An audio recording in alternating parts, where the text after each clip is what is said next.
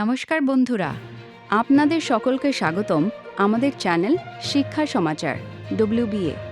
আজ 1 মে 2026 আর এই মুহূর্তে পশ্চিমবঙ্গের রাজনৈতিক আকাশ বেশ উত্তপ্ত, কারণ ভোটের ধুলো এখনও থিতিয়ে ওঠেনি এবং রাজ্য জুড়ে চলছে তুমুল উত্তেজনা। আগামী 4 মে ভোটের ফলাফল বা মহাগণনা, কিন্তু তার আগেই রাজ্যে কি চাঞ্চল্যকর ঘটনা ঘটছে সেই সব নিয়ে আমরা আজ নিয়ে এসেছি পশ্চিমবঙ্গের সেরা 5টি সবচেয়ে গুরুত্বপূর্ণ খবরের বিশেষ বুলেটিন।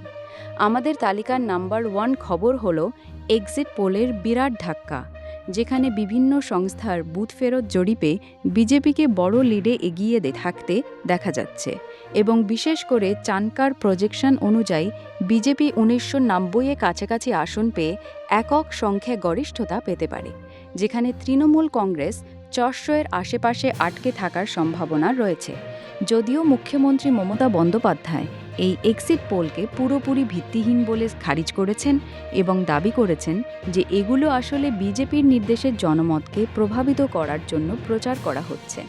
নাম্বার 2 খবর হিসেবে উঠে আসছে স্ট্রংরুম ঘিরে তৈরি হওয়া তুমুল বিতর্ক ও সংঘর্ষের কথা, যেখানে ভোট শেষ হওয়ার পরপরই ভবানীপুর সহ বিভিন্ন প্রান্তে স্ট্রংরুমের নিরাপত্তা নিয়ে তৃণমূল ও বিজেপি কর্মীদের মধ্যে হাতাহাতি ও সংঘাত হয়েছে এবং খোদ মমতা বন্দ্যোপাধ্যায় নিজে ভবানীপুরের স্ট্রংরুমে গিয়ে দীর্ঘ 4 ঘন্টার সময় অতিবাহিত করে পরিস্থিতি তদারকি করেছেন।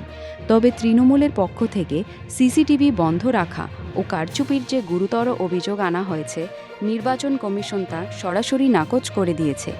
নাম্বার 3 আপডেট হলো এবারের নির্বাচনের রেকর্ড ভোটার টার্নআউট, যেখানে দেখা যাচ্ছে প্রথম দফায় 52%-এরও বেশি ভোট পড়েছে, যা রাজ্যের ইতিহাসে এক অনন্য রেকর্ড, এবং দ্বিতীয় দফাতেও এই উচ্চ হার বজায় ছিল।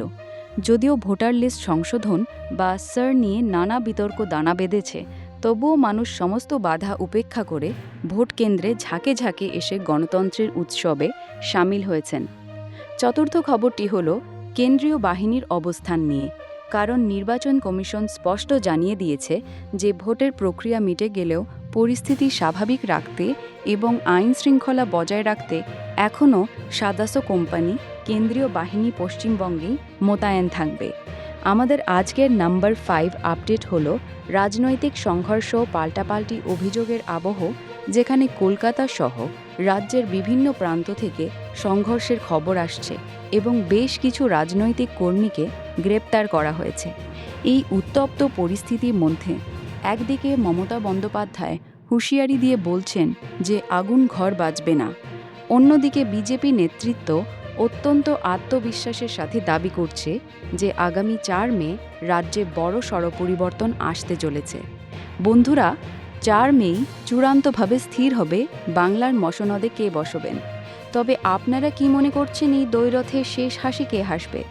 আপনাদের মতামত অবশ্যই আমাদের কমেন্ট বক্সে লিখে জানান এবং ভিডিওটি ভালো লাগলে লাইক ও শেয়ার করার পাশাপাশি শিক্ষা সমাচার WB চ্যানেলটি সাবস্ক্রাইব করে আমাদের সাথে থাকুন।